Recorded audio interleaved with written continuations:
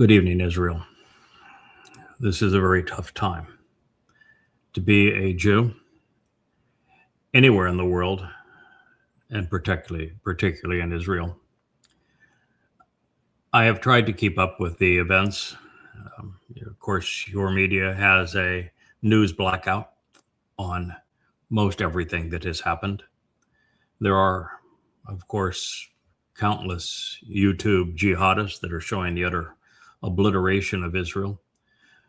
It appears from the many videos that I have filtered through that Iran has created a cluster missile that releases 30 or 40 incendiary type explosives out of one warhead, and that Israel is having a very difficult time stopping that, and that one has hit Tel Aviv and other places in Israel, and that they have landed very large missiles that have actually penetrated bomb shelters.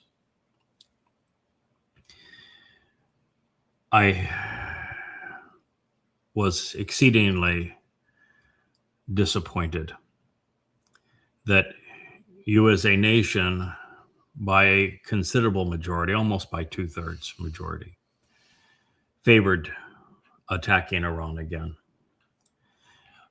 I'm disappointed that you trust Donald Trump and you believe that he has Israel's back and that he is the second coming of Cyrus. This simply is not the case unless you actually know the true Cyrus and the fact that he bribed his way into the conquest of Babylon.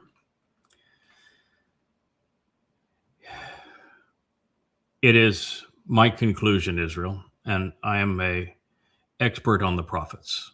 I probably know more about what Yahweh revealed through his prophets. I certainly understand more of what Yahweh revealed through his prophets, particularly at this time, than anyone else. My most recent book on this subject, you can find at yadayah.com. It's free. It's the ninth volume of the Yada Yahowah series, one of 35 books on the site, yadayah.com. It's called Time of Trouble, and it will detail what you're experiencing now and what you will endure over the next 7 years. I want you to understand that what I'm going to say is critical. No one, I mean no one, cares more about Israel than I do. No one is closer to the God of Israel than I am. And yet I must be critical because you've made a series of tragic mistakes and you are now less than 90 days from entering what's called the time of trouble. I'm sure you are aware that the prophet spoke vociferously about it the last 7 years before Yahweh's return with your king, who happens to be Dod, the Messiah and Son of God. Yeah, the one that you wrote out of your lives and the God whose name you erased. That's who's returning. They're returning on Yom Kippurim in 2033, which is year 6,000 Yah. I'll be there in Jerusalem, preparing a remnant of Israel for their return on Towrahless in that year. And we'll join Elia on the Temple Mount 3.5 years prior to that on Passover in 2030. I'm going to share prophecies about someone that is mentioned 4 times, twice in the Psalms, twice in Yeshaya Isaiah, called Rahab. And I want you to pay very close attention to who Rahab is, because Israel right now is a vassal of this man. Netanyahu put his nose so far up Rahab's butt yesterday, it was reprehensible. And I want you to know what the prophets had to say about him, because they say that he will betray Israel. This is a terrible position you have put yourself in. And I also want to speak to you about this war that you initiated with Iran. I don't speak in this situation as someone who likes Iran. I do not. I have no problem with the Persian people. Matter of fact, one of my books had the highest readership in Iran of any place else in the world. You may have heard of it. It's called Prophet of Doom. It had a profound effect on mitigating the influence of Islam in Iran so that there became a secular society again. I am unquestionably the world's foremost expert on the religion of Islam. And I prove in my 5 volumes, 4,200 pages of goddamn religion, free also at yadayah.com, that Allah is not a God, that Muhammad was not a prophet, that the Koran by any measure is the worst book ever written, and that the first Muslims perpetrated genocide against Jews, raping and enslaving those they didn't murder. The first year of the Islamic era begins with the Pledge of Aqaba, which is a pledge to wage war against all mankind. It began against the Jews. You are just continuing that battle. Alaska flood was a rehearsal for what's going to happen a little over a year from now. And it was a repeat of what Muhammad and the first Muslims did at Kabar. You could read Prophet of Doom, you'll know what happened at Kabar. You'll see it's exactly the same scenario that took place, right down to the smallest details, on October 7th of 2023.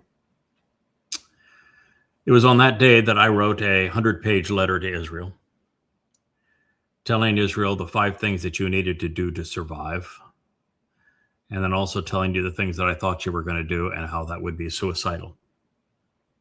You did all of them, and it proved to be the case.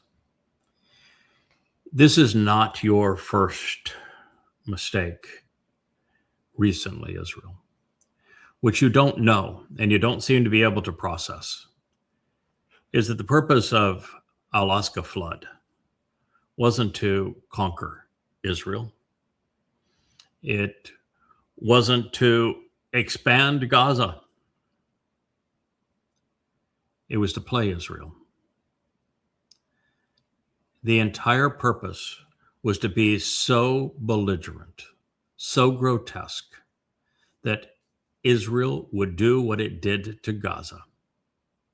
That as rage against the kidnapping and the rapes and the murders and the plunder and the arson, largely by everyday Muslims in tennis shoes and garden tools, some with automatic weapons, that shattered your trust in the IDF because they didn't respond, they didn't protect you, in your government, most certainly shattered your trust in your rabbis, and caused Israel to lash out at Gaza in a way that destroyed it. Probably killed 70,000 people. That's even the estimates from the IDF, I guess, at this point. Well, the population of Gaza actually grew during that time. They knew, even before you invaded Gaza, that you'd be accused of genocide, and began to accuse you of genocide even before the invasion, because they played you into invading Gaza and destroying it. And you did. And what you did turned the world against you. I mean, no one knows more about Islam than I do. No one loves Israel more than I do. No one cried more for Israel on 10/7 than I did.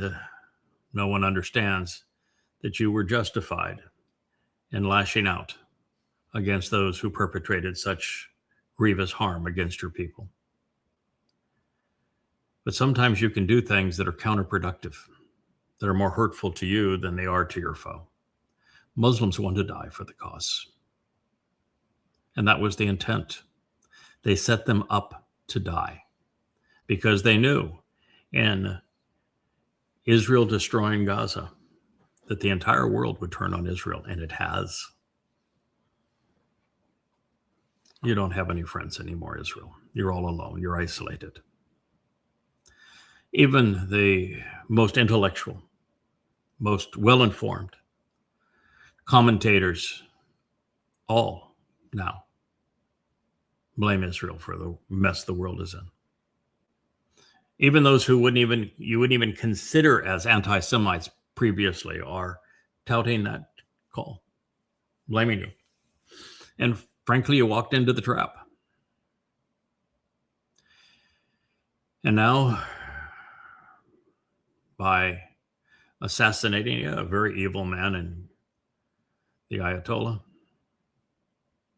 you've enraged the world again. You've united Muslims against you in this fairy tale that you were going to create regime change. You know, the very protests that the Mossad inspired, cultivated, they were nothing. They were never more than 1% of the people. The pro-government rallies now are 500 to 1 better attended than the protests against the government. You can't bomb a people into regime change. You tried to partner in regime change with the United States that has perpetrated 100 of them. Yeah, they're well practiced since the last World War. And everyone has been counterproductive. Have you considered what happened in Libya? Have you considered what happened in Syria, where you participated? You got rid of Assad, a bad guy, and you got the Islamic State, for crying out loud. Look what happened in Afghanistan. Look what happened in Iraq. You replaced the most stalwart man as a dictator in the Middle East against fundamental Islamic terrorism and gave the country to Iran. Talk about unintended consequences. Then you partnered with the U.S. on that awakening program, arming Sunni Muslims so they would thwart Shia Muslims, and it created the Islamic State. This is blowing up in your face. It was a complete myth to expect regime change. Regime change in the Islamic world always goes from bad to worse. There are no exceptions. So why did you do it? The country is, 20 times larger than yours? That's 7 million Jews, 7.5 million Jews in Israel, and they have 93 million population in Iraq. You know, you got a great Air Force. People with great character defending Israel. But to think that Israel can beat Iran, a country the size of Western Europe, with a population of just shy of 100 million people, are you out of your mind? It can't be done. All you're doing is making them mad. I had thought this time, because you did something tragic. You took Russia, which was fairly neutral in its dealings with Israel, but treat Israel actually quite well, while also treating other nations around you well. And you turned Russia into an enemy, not only because you joined the fight against Russia using Ukraine as a proxy, which was a tragic mistake by the United States, a grossly immoral mistake by the United States. And you joined that cause when Ukrainians had been worse than Germans for a longer period of time in terms of pogroms and anti-Semitic attacks. And you joined them. And then you attacked Iran, which was a Russian ally. You destroyed your relationship with Russia. You turned Russia against you. And you turned China against you. China was your second largest trading partner. And you turned them against you too. You went all in with the man I'm going to prove is Rahab, the one the prophet spoke, the one who will betray you.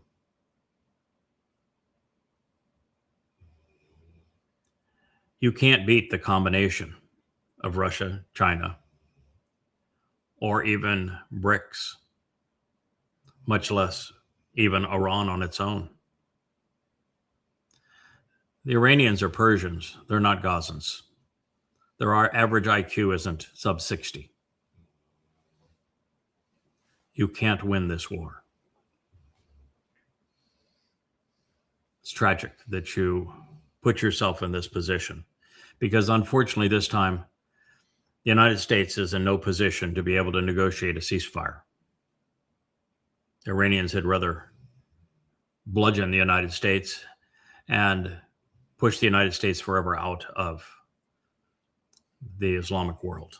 And that's what they're going to do. The United States doesn't have any staying power. A week, maybe two, and they'll be gone. They'll do what they did with the Houthis, for crying out loud. The Houthis beat the United States and caused the United States to turn tail and run. They cannot beat the Iranians. It's not possible. They're not going to put boots on the ground. They're going to lose ships. They've already lost bases. And when every Islamic country said to the United States, you cannot use our base or our airspace to attack Iran, what message did that send to you? I'm going to tell you what's actually happening. I can't prove it. I just sense it in my core. The reason that China and Russia haven't responded to your attacks and the American attacks on their ally, one that they're dependent upon, both of them, is because their ally can take a punch. Shia Muslims are always ready to be martyrs. They can take a punch, and they're going to. They even beat themselves up for fun. And both China and Russia know that Israel is way too small and too vulnerable, and there's not enough interceptors in the world to sustain a defense of Israel and a prolonged war. And a prolonged war, Israel loses badly. And they know it. And they also know that America will never reclaim its position in the Middle East. Muslims will never trust Donald Trump, ever. Those bases that have been abandoned, for the most part, they won't get them back. You see, have been over the last year, while Donald Trump has made a fool of himself with his tariffs, Saudi Arabia and China and Russia have been meeting and talking regularly. They've already made the decision to abandon the petrodollar and to go to the BRICS. And they won't go alone. They'll come with Kuwait, Qatar, United Arab Emirates. They'll all go together. This war has exacerbated that. At this war, because of the back channel negotiations between China and Russia, and that's the reason they're not engaged, they know that the longer this war goes on, the worse it is for Israel, the worse it is for the United States. They stay out of it, both get bludgeoned, both get weakened. The United States can't afford it. Becomes weaker, more depleted, and more isolated from the Islamic Middle East. And that vacuum has already been filled. They've already made the arrangements. It's with China and Russia, who you have established as your most formidable enemies, Israel. And the United States is going to go bankrupt over this because the U.S. economy is held up by the illusion of solvency that is created through the smoke and mirrors of the petrodollar and the U.S. being the reserve currency. But that's ending now, and this war is the final blow. And with the fall of the petrodollar, the utter destruction of the U.S. economy, European economy will go with it. This is what you brought on yourselves in the world. And you isolated yourselves from the alternative, BRICS, China and Russia, India. Yes, I know that you and Modi have a glorious relationship. It's all going to be fine. Modi is a pragmatist. You're isolated and you're the enemy of his alliance. You'll walk away.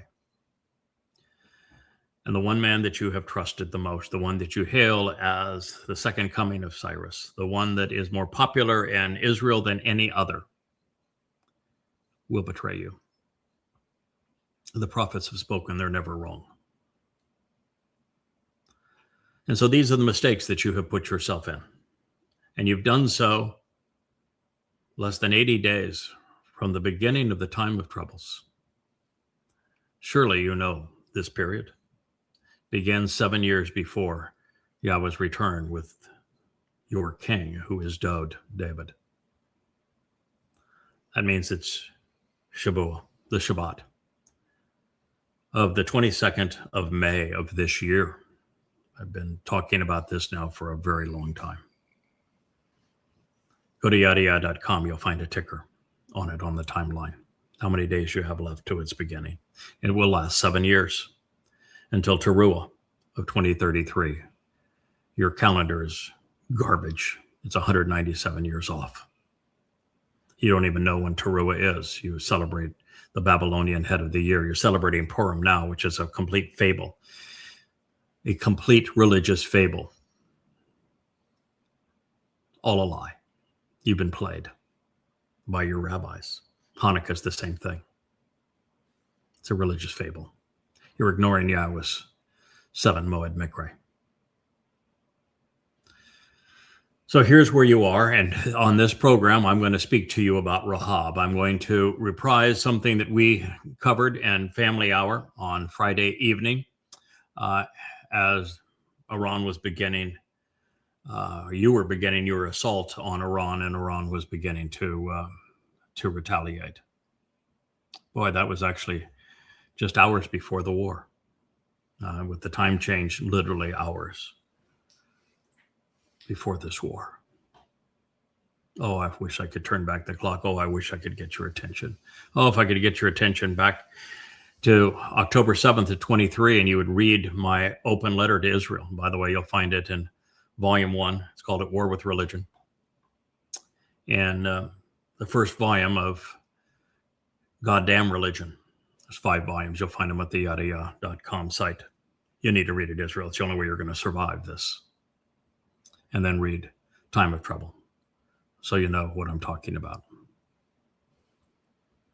Please. Your very existence depends upon it.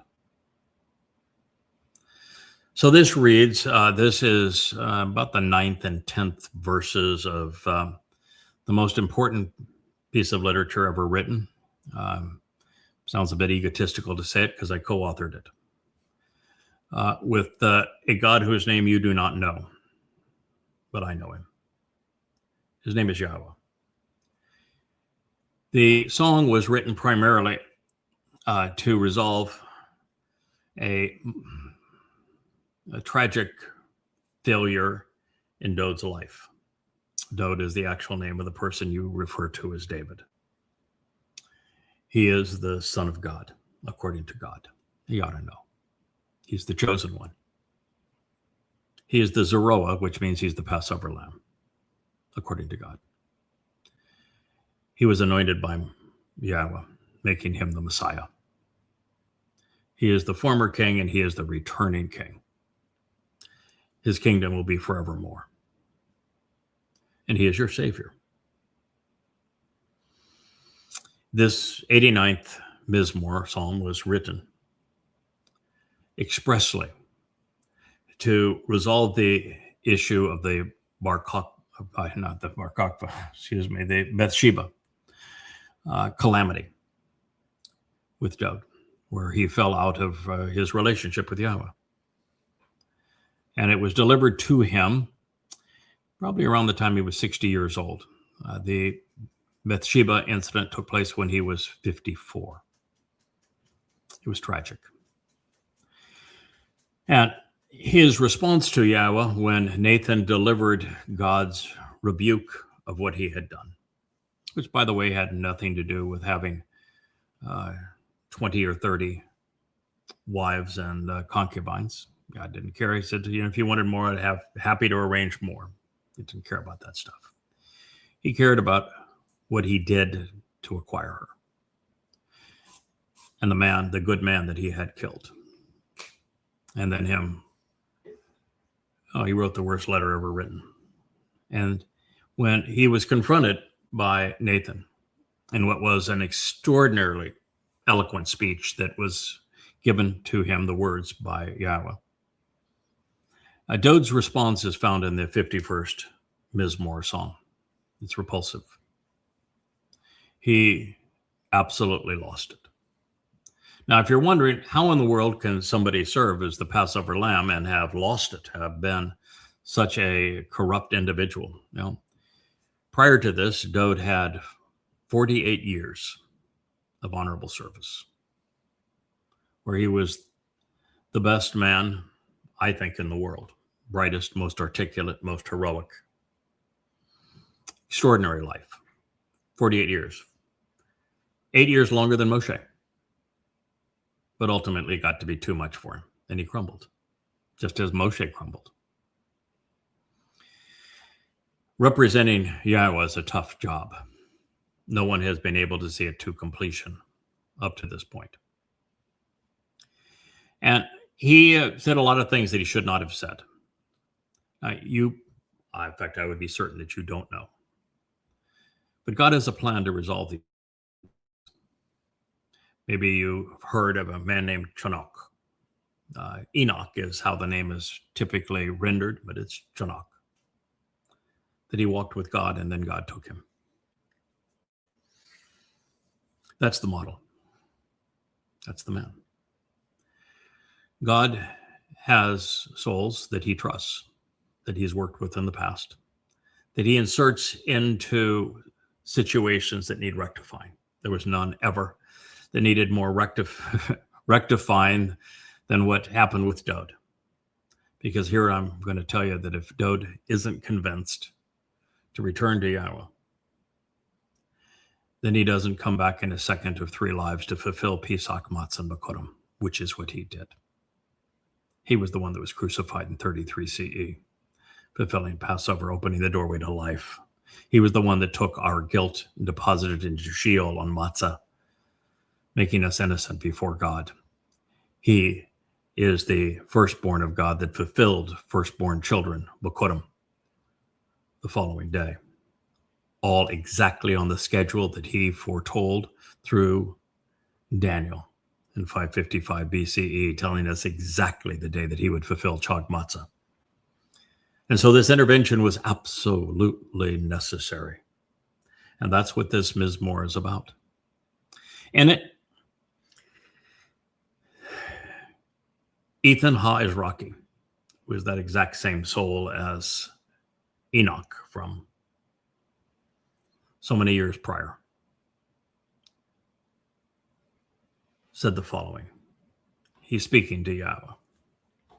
You convey mashal, portraits, comprised of words, when exercising your authority, gloriously triumphing with the surging sea. That would be with the Gentile. Agitating, by going after the religious in particular, by majestically raising the illustrious and reoccurring force of the one from the west, who can be very abrasive. By lifting up his rolling stones among the turbulent waves as a witness, you laud and extol them with exuberant statements, commending their value, eliminating the noise, calming the chaos, and quieting the situation through them. I've done 2 shows to explain what these words mean, and I'm just going to give you the short version now. God began with Gentiles. Turned to Yehudim. Yehudim turned against God. God left. He didn't change his loyalty. Yehudim are still the chosen people. But they wrote Yahweh out of their lives. They even changed their names to Jews so they wouldn't have Yahweh in their name. Yahud means Yahweh and Dod. You erased Yahweh's name. You became religious instead of engaging in the covenant. And there wasn't a single Yehud, not one, for over 2,500 years that would listen to Yahweh. The great Isaiah scroll, it's been out on display, probably tucked away now with all the missiles incoming. But why don't you read it and see what it says about these things? Because it tells you exactly what I'm telling you now. That there would be, in fact, you can even read it in the Torah, 29th chapter. There would be an Akri, an observant foreigner, in the last days that would come to save you from yourself as you revert to the conditions experienced in Sodom. And the world erupts with explosives, just like the brimstone that rained down on Sodom. That's what it looked like was happening in Israel with those cluster munitions. It's all spoken of in the prophets about, even in the Torah. That's what the 29th chapter of Verbatim, Deuteronomy, says about the arrival of this Nakri. He is speaking to you now. Whether you want to accept that or not is up to you. Frankly, I don't care. My job isn't to convince you. My job is to get the attention of those who are not so lost in religion and politics that they're open to the truth, who know that the only one they can trust is God and they need to return to him. And if you return to Yahweh, he will return to you individually.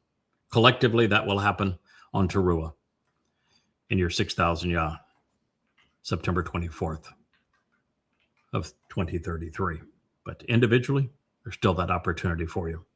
But you're going to need to up your game considerably. I'd encourage you to go to yadayah.com and just start reading. I had a woman today on one of the social media platforms that asked me to summarize the message. She said, I went to yadayah.com, but the books are way too demanding, and there's just too many pages of them. And so I just want the summary version. I said, no. See ya. God doesn't do summary versions. I won't do it either. God is more interested in keeping the religious and political out of Shamaim than he is of encouraging someone to enter Shamaim. He has a very high standard, and you must earn his trust. And you can't earn his trust by saying, give me the simple version. You need to listen to what he has to say. In Israel, you haven't done that in a very long time. These rocks, that's Yahweh's pun. I was named Craig. It means Krog. That's the rocky Krog that permeates the Torah and the prophets. It begins in the Torah with, that's the very source of Yahweh's light when he attracted Moshe to him. No, it wasn't a burning bush. Read it again. It's a rocky crag. And so says that this man from the west, from the sea, would make him a Gentile. He is the Nakri. He'd have stones. He's depicted as a bull. He's turbulent. He is also a witness, it says here. He is lauded and extolled by Yahweh. There are upwards of 1,000 prophecies about him. He's also the choder of Isaiah 11. You read all about it. Prophecies were clear. He is the man from Edom of Yeshaya, Isaiah 63. It's everywhere. From the Torah all the way through the last of the prophets with Malachi. And he will enter Jerusalem, speaking from the Temple Mount, purged of all of the Islamic scars, with the tent of restoring witness restored on the top of the Temple Mount, and the Ark of the Covenant returned. 10 statements that were etched in stone will be there as well. There'll be a scroll above our heads. I'm going to return with Elia. Yahweh is God. You know about him? And we're going to speak to you for the last 3.5 years, calling you back home, calling you to the Towrahless ingathering, so that you're there for corporeal. And while they say that the devastation to Jews, the prophets have said, will be worse than any time in your history, and they've been really bad in your history, there will be quiet around the Temple Mount because we see to it, so that you can listen to this message. We quiet the chaos. We calm the situation. It goes on to say, you batter and bruise, you reject, you silence, you crush that which can be compared to. Now, I want you to listen. That which can be compared to the reprehensible and yet pervasive, the diseased and the deplorable, the deadly nature of the ever popular Rahab, the conceited and contentious, the loud-mouthed afflicter, the emboldened, confusing confabulator, the audacious monster and mythical god, Rahab. Through your empowered and fortified, courageous and confident, unyielding and resolute, Rahab is done in, bruised, rejected, silenced, and crushed by Yahowah's Ba'oz. You ever heard of Ba'oz before? Maybe you know it as what? Boaz? Spelled exactly the same way. It means with strength. Isn't that the northern column on the temple? The one opposite of the city of Dod when the temple faces east? Dod's the other one. Boaz. Ba'oz. With strength. You will crush. You will reject. Yahowah always worked with people. And if Jews won't work with him, he'll find someone else. And so Rahab, and I'll read those adjectives that describe him again. He is crushed. He is rejected. He is silenced through Yahowah's empowered and fortified, courageous and confident, unyielding and absolutely resolute Zeroah.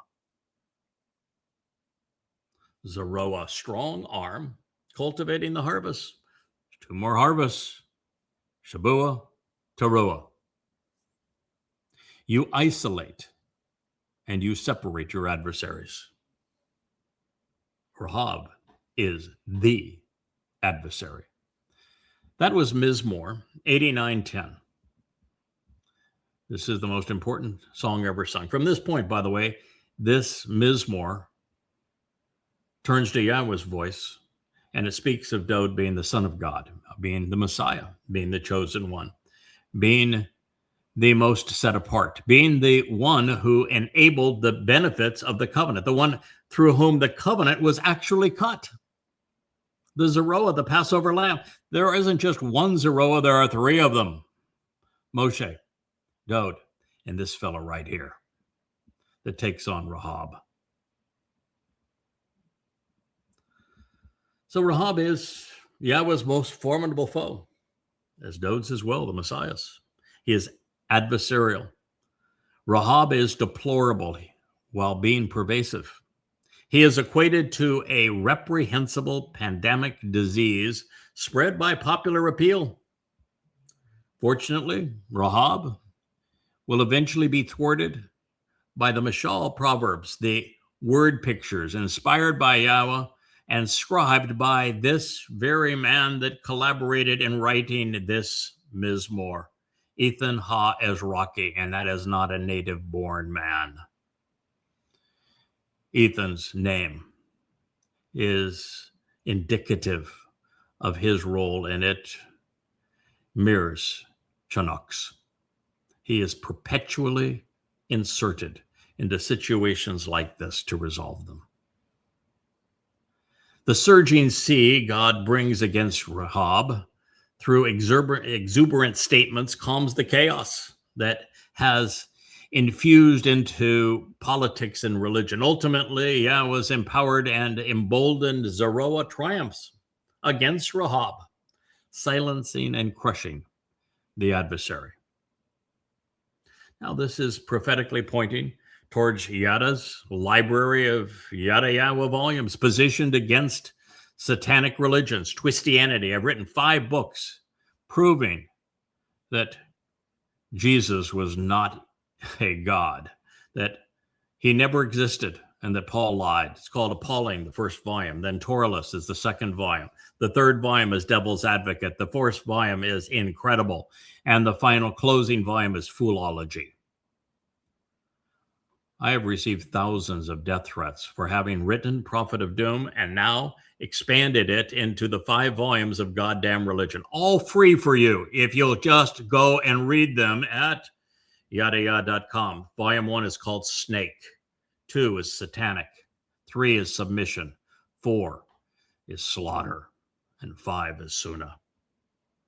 All proving that Allah is no God, that Muhammad wasn't a prophet, but also demonstrating emphatically that the only reason Islam exists today is because rabbis sold Muhammad Talmud readings that he used to make the Koran seem religious. I've also written a 3-volume series called Babel, Beast, Abominable, and Venomous.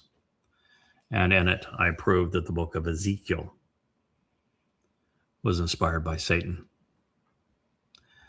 And then I've written the Yada Yahowah series.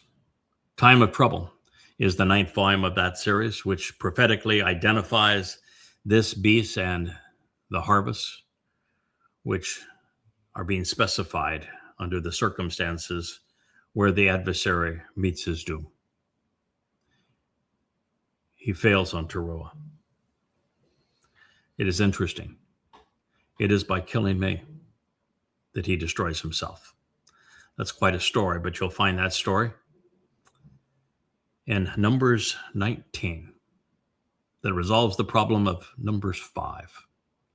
As the whole series of events is presented in Numbers 15 to resolve the problem that Moshe ran into in Numbers 11 and 12. A lot to read. I know it's a lot to even write down, but you know, the nice thing about these programs is you can replay that, listen to it, and go to yadayahowah.com. And we have a translation index. Read what I've discovered about each of those. Also relevant, all of this pertains to Dowd, our Messiah, our King, because Christianity stole his legacy to create the myth of Christ. Islam murdered his people, and Judaism took God's people away from him. And the events of the last days all lead to the king's return.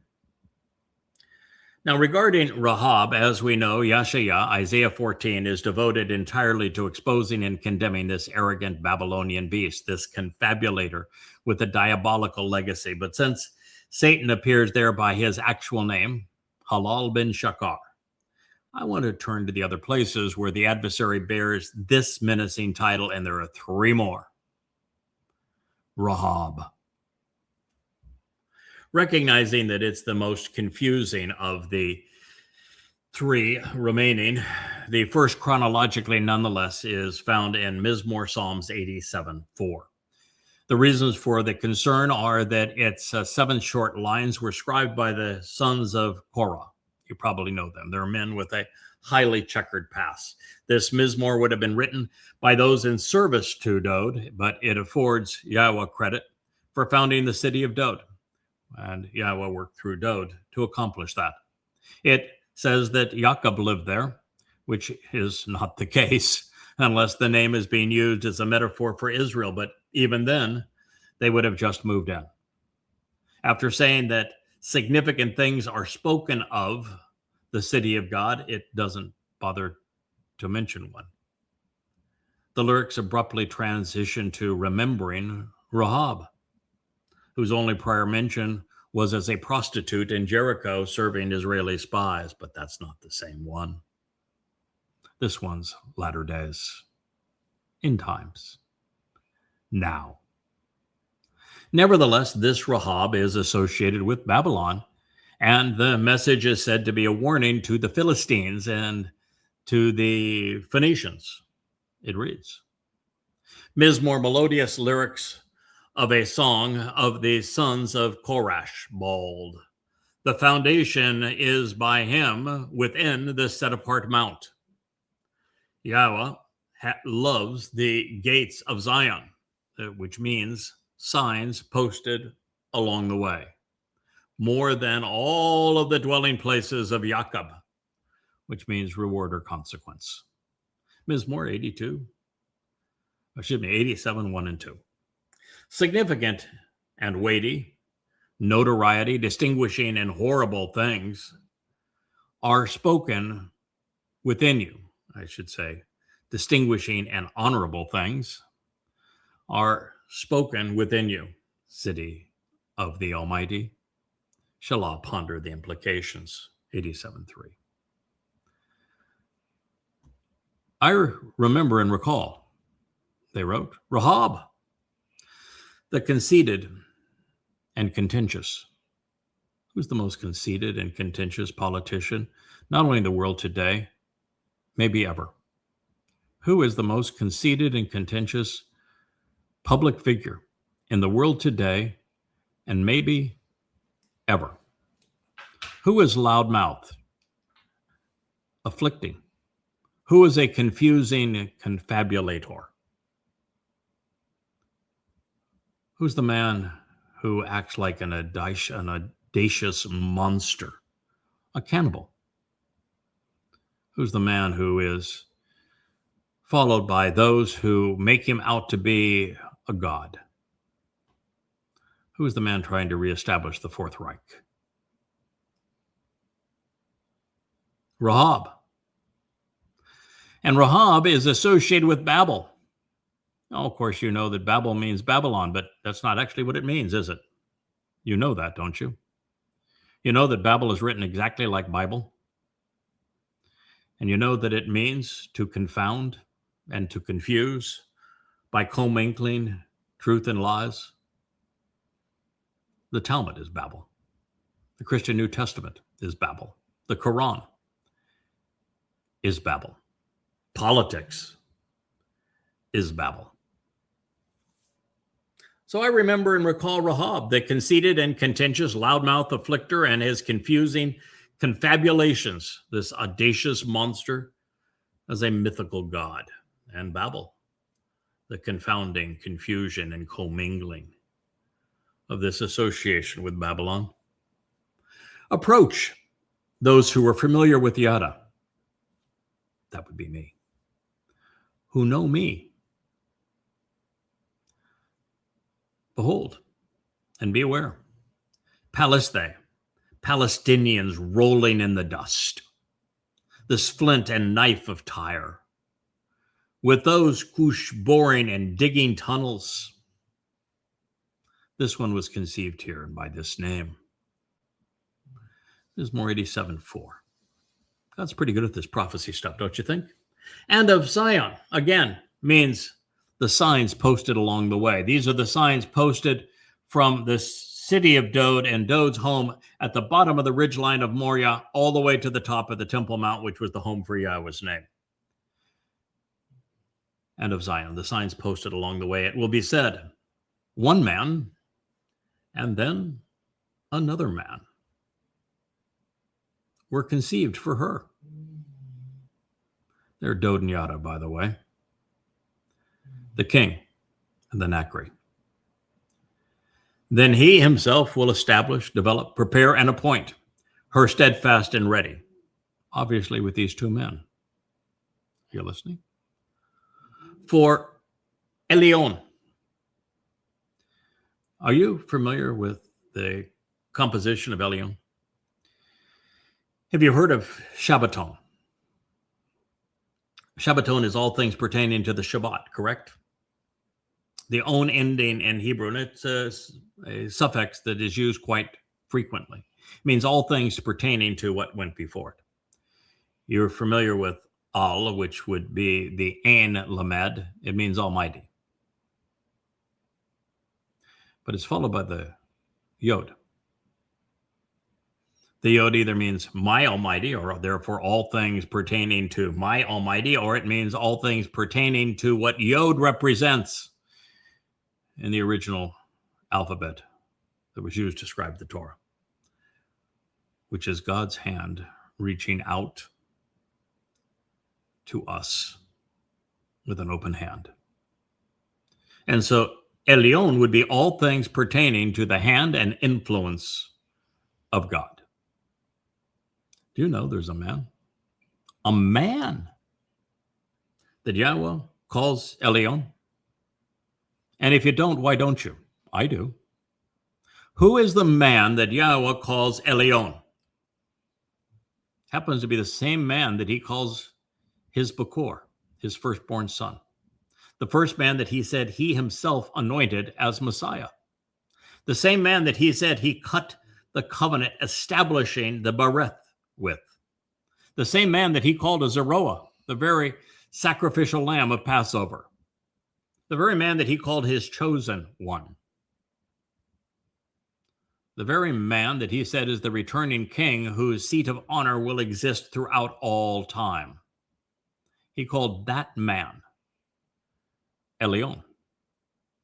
All things pertaining to the influence of God. That man is Dod.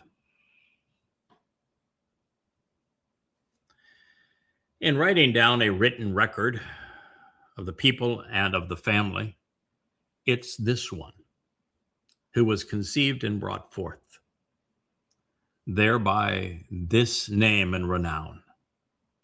Shalah. Ponder the implications. It was all written about your returning king, Dod. You ever read the creation account and wonder why the fourth day it seems to speak of the sun and moon being created, but out of sync because life was created the previous day and life can't exist without the sun. And of course, the sun existed before the earth, and life is only in the last billion years, plant life, and the earth is and the sun are, 4.5, 5 billion years old. Because it said nothing of creating either in the fourth day. It doesn't even call them the sun and the moon. It calls them the greater and lesser luminaries. And it says that they are signs for the Moedim.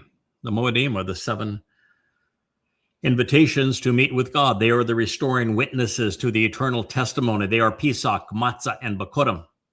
And let me tell you so that you do not lose track of this. Matzah is the key date. Pesach is just the first day of Chag Matzah. And Bakurim is the third. Shavuot, Teruah, both harvests. Kippurim, the day of reconciliation, when Dod returns as the Messiah and King with Yahweh. And then Kippurim, where we get to camp out with God, who returns the entire earth to the conditions experienced in Eden. That's the one. Elion. It's Dod. Thereby this name and renown. So, singers, and in harmony with the dancers, all my springs and sources of life are with you. The conclusion of Mizmor Psalms 87:7. Well, these balding sons, even if they were the descendants of traitors, they certainly foresaw the events pertaining to Rahab. And they have foretold what will eventually play out on and around the Temple Mount in the city of Dod. Yes, Rahab will be taken down on the Temple Mount.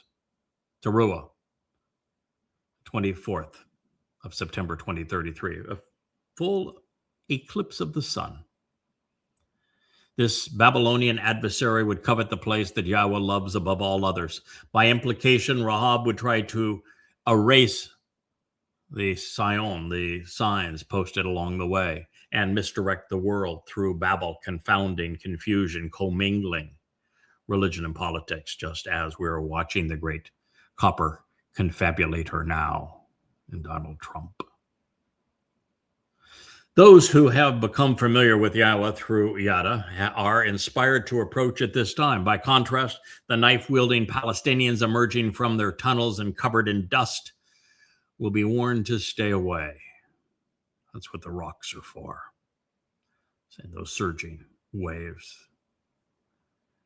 It's Israel and Yehud who were born here, not Muslims. According to the prophecy, 2 men would work together, both associated with the signs of Zion, both devoted to Jerusalem. They were conceived for this purpose, according to God, long, long ago. And as a result, they are established, prepared, appointed by God such that they are reliable and ready. They, and it's he, her, that are appointed and positioned to serve. They are serving the city of Dod because it is the last feminine singular reference in the Mizmor. Ultimately, these two Ish men are so immersed into Jerusalem and Ha-Kodesh, the set-apart mount, that they serve to prepare the world for Elyon, all things pertaining to the influence of Almighty God. And Elyon, as I have shared so many times, is written in the next section of the 89th Mizmor, and it is applied to one man, Dod. Symbolizing the restored reputation of our king as he returns with Yahweh, whose name is also restored. So it's a portrait of Yada serving Dod, the lesser luminary serving the greater luminary as signs for the Moedim, just as Genesis 1 reads. Ultimately, this is a prophetic portrayal of the showdown on the Temple Mount. It is in opposition to the conceited and contentious Rahab. You see, the Rahab, who should be obvious to you now, this confabulator of Babel, is Donald Trump. I came to realize that almost 2 years ago. Then have been proving it and denouncing him ever since. He is going to move to Jerusalem, 29th of January, 2030. On the Ides of March, March 15th of 2030, he's going to proclaim that he's a god. He's going to make Israel defenseless. His first act, by the way, will take place shortly as things continue to degenerate in this war with Iran. The only way to stop it is going to be to forfeit the heart of Israel as a Islamic state. That's what's going to happen. The prophets have spoken. So at different times and also together, these two men work as one, both conceived for this purpose. And those who ponder the implications of what they achieve by fulfilling the Moedim, Dod, Pesach, Matz, and Bakurim, Yada, Shabua, and Teruah, on behalf of Dod's return on Koporim, such that we work in harmony during Sukkah. Doing so in the city of Dod. And those who are there will be singing and dancing in the fountains of life as they are released from the set-apart mount to restore the souls who were cleansed on Teruah. Now, in this regard, Satan's final death blow will be his undoing. When he, manifest within Donald Trump, slays me as the Adam of Parah, this bullish and productive man, doing so on Yom Teruah, the day of the herald, my nephesh soul and Rahab's ruach spirit will head in the opposite directions. So all of this is to affirm that we have correctly identified the nature and timing of the great Rahab showdown. It'd be the greatest show on earth. But there's more. In Yashaya, Isaiah 37, Rahab is among the beasts of the Negeb, placing him within the land of Israel during the time of trouble, opposing the Ephah, the hissing and negating viper, and the flying seraph, flying fiery serpent. He will be the Labia. The ones who will be against them is the Lebia, the roaring heart of a white lioness, and a Leish, a boldly ferocious mature lion. There are so many pictures now with AI. They can create AI Jesus, and they have AI Jesus morphing into a white lion as if, as somehow he is the Lion of Judah, but he's nothing but a rotten myth. Leish is the boldly ferocious mature lion that's going to take Rahab down. And his bride, his wife, is Labia, the roaring heart of the white lioness. She is also the Amma that is spoken of so frequently throughout the prophets and so gloriously about from Dod himself as he thanks Yahweh for providing his Amma though the man who did not really know his mother, who was abandoned by his mother and father and had really crappy parents, was provided surrogate parents by God. They are the white lioness and this boldly ferocious mature lion, the labia and the leish in that prophecy. The roaring woman and the mature man with a considerable bite, represented by the lions, defeat the hissing viper, and his accompanying flying fiery serpent would be Satan and the man he occupies.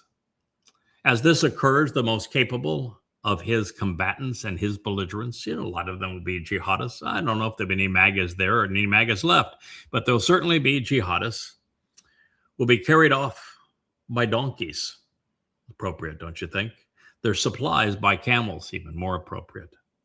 This is to infer, of course, that they will be Arab Muslims and thus jihadists. And of them, God says that they are worthless. They are inept. And having written Goddamn Religion, I concur, but you need to read it. All the while, the one who controls and oppresses through religion and politics, along with his military, will have been engaged, constraining and abusing people. He will abandon Israel at this time. This is the great betrayal. Satan and his stooge will do nothing when counted upon. Their prior promises will be rendered utterly meaningless, according to Yahowah, who never missed on a prophecy. The promises of Donald Trump and the demon that possesses him will be nothing more than delusional and empty words without merit. Having made promises to defend Israel, they will betray God's people. I've been telling you this for almost 2 years because I've read it in the prophets. Now, this is confirmed because we know from our prior studies of Yahowah, Isaiah 17 and 18, we know the timing and the betrayal, and the one who betrays Israel, the great betrayer, is the demon-possessed, egomaniacal, sexually perverted, and diabolically vicious Donald Trump. He's the one who will have been president of the United States of America, which is depicted as the final blow to Israel that causes a Fakistanian state. He and his satanic partner are Rahab. This is the message Yahweh was emphatic that Yahowah commit to writing, so that we, as we approach the last days, could read it, understand it, explain it, and share it with you. With that introduction, here is that prophecy. Listen, Israel. A prophetic pronouncement about the impending burden of the beasts of the Negeb, of the parched. Within the land of Shara, anguishing confinement and trouble, even oppression when besieged in dire straits. The labia, the roaring heart of the white lioness, and the leish, the boldly ferocious mature lion, will be against them. They will be against this ephaya, this hissing and negating viper, and the flying, fiery serpent. Their strongest and most capable fighters will be carried away upon asses and donkeys, and upon the humps of camels, their treasury, arsenal, and food supplies, among a people who have absolutely no value or benefit, and who will not succeed. They will accomplish nothing. Isaiah 36. Then the assistance and support of Mitzrayim, the one who controls and oppresses through politics, religion, and the military, abusing and restricting people. It's from that same word, Sarah, will be for naught and in vain, utterly meaningless and a waste of breath, a delusional fantasy of empty words without merit. You negotiate with demons. What do you expect? As a result, and for these reasons, I will call what pertains to this individual man, Lazoth, Rahab, him. They're conceited and contentious, loud-mouthed and pretentious, confusing and audacious, afflicting monstrous beast and mythical god, incapacitating and incapacitated, sitting this one out, doing nothing. Yeshaya, Isaiah 37. So now go, because it's imperative that you write this down on a tablet, accompany them and also upon a written document, whether a scroll or a book. You must inscribe it as if engraving it by chiseling it in stone, portraying it as decreed. And my guess is that if you're a Jew listening to this, you've never heard it before. Why? Then it will come to exist pursuant to a day in the end, Akarah. In the end, Akaron, all things pertaining to the last days. For the Ad, the restoring witness, Ad of the eternal testimony, continuing and continually providing evidence throughout all time, Olam, from antiquity into perpetuity, the future and forevermore. Isaiah 38. It is as the prophets foretold. Whether you're looking at the depiction provided by Gabriel and Michael. Gabriel is dubbed the one who is the most courageous and capable man of God, not an angel. And Michael is the lesser luminary, the one who explains the prophecy, is the one who's right about God. They describe this man with his comb-over hair, his long-on days, very old, sexually perverted, egomaniacal, seeking control of the world, betraying Israel. Right now. Doing so 7 years before Yahweh Dode return. Right now. It's Donald Trump. He has been possessed by Satan. I'm not speculating. I'm not giving you my opinion. I'm telling you this as a fact. The prophets are never wrong. He is the great betrayer of Israel, the man that you think is protecting you, the man that Israel loves is the great betrayer. He is Satan in the flesh.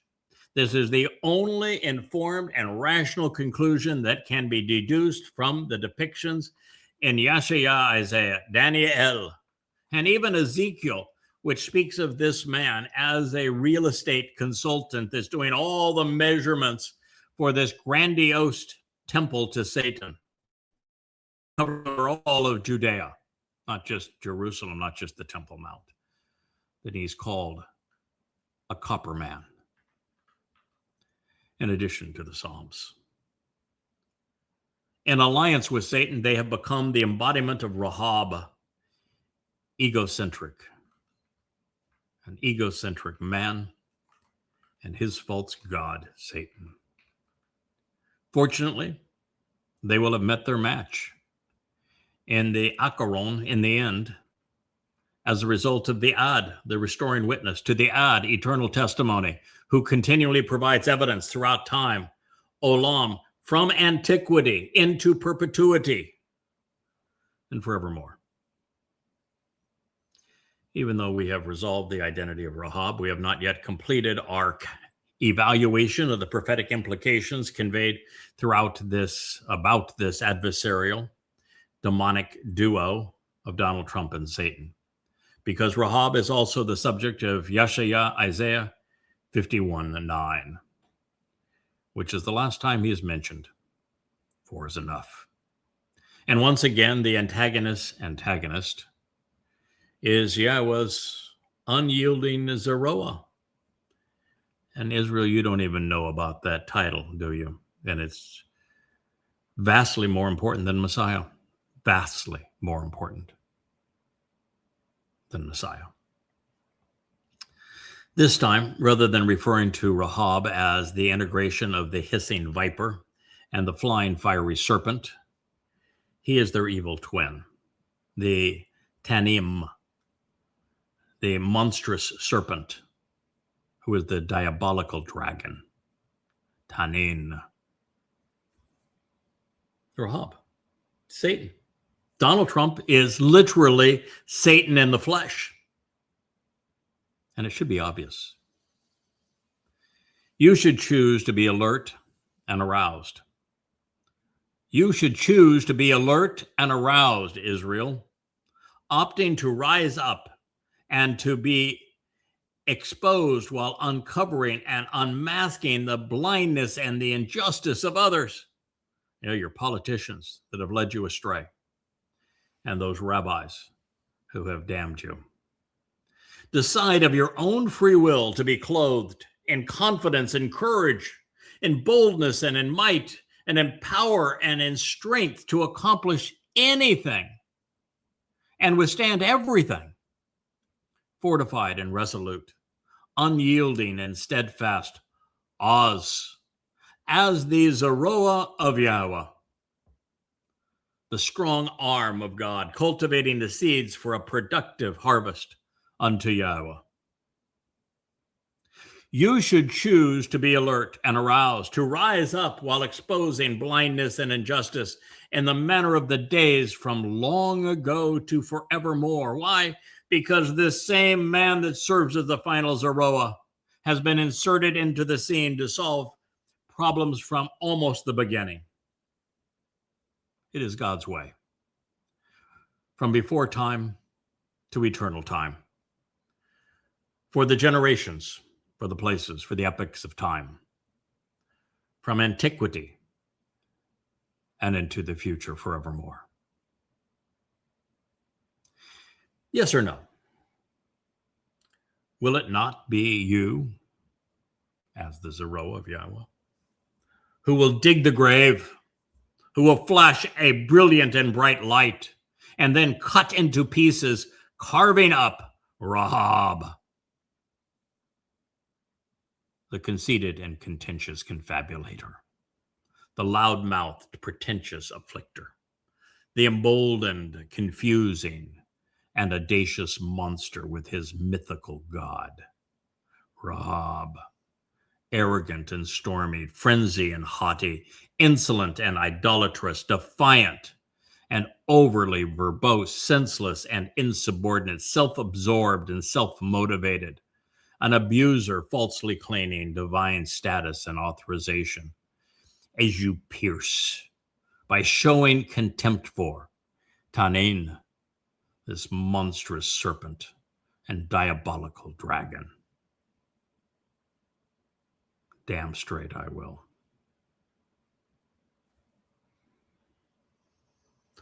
The message is clear. It's bold.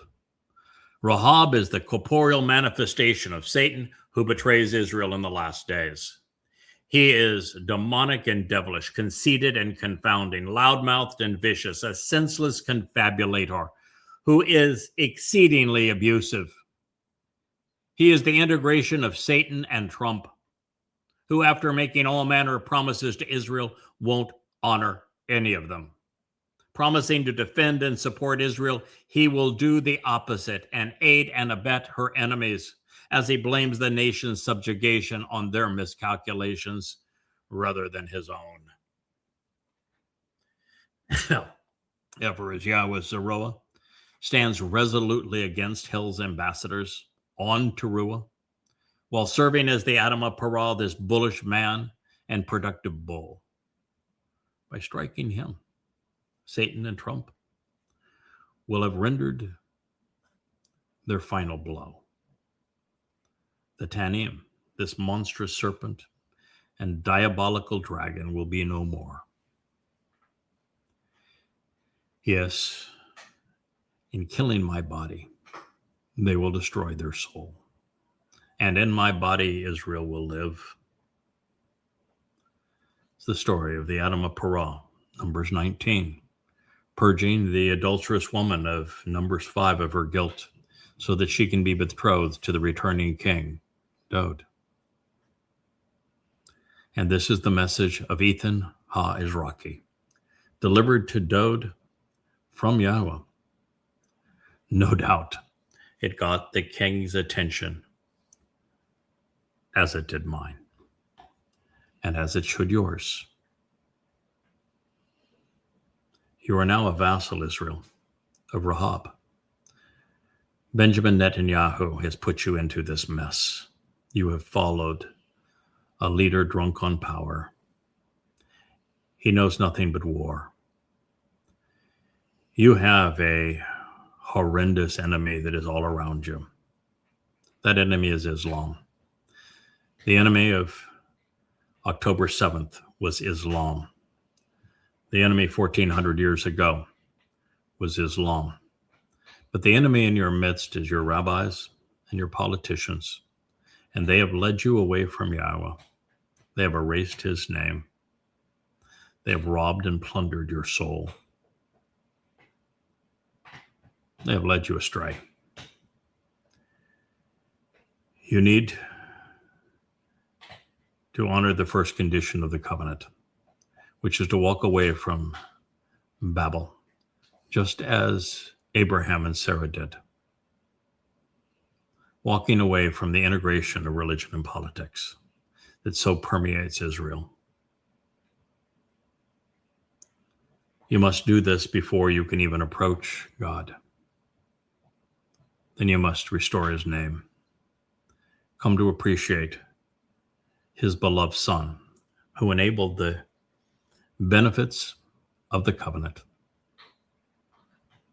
Act upon what he has given to you as a gift. Come home. Return to Yahweh. Listen, please. And I would encourage you,